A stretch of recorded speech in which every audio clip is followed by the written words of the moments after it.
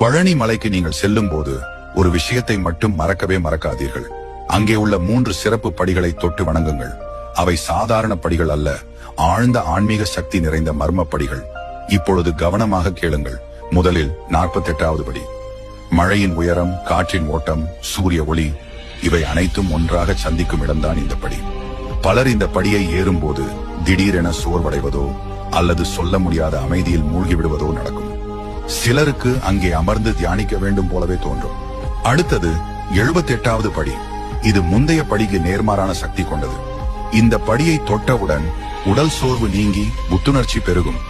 இங்கே உள்ள காற்றழுத்தம் உடலுக்கு தேவையான உயிர் சுவாசத்தை முழுமையாக அளிக்கிறது. கடைசியாக 89வது படி. 5 இன்பங்களையும் 5 துன்பங்களையும் விட்டுவிடும் படி என இதை சொல்வார்கள். இந்த படியை கடந்தவுடன் உடல், மனம், ஆன்மா 3ம் இறைவனிடம் முழுமையாக சரணடையும். அப்பொழுது நீங்கள் முருகனை ஆன்மீக நிலையில் மட்டும் உணர்வீர்கள்.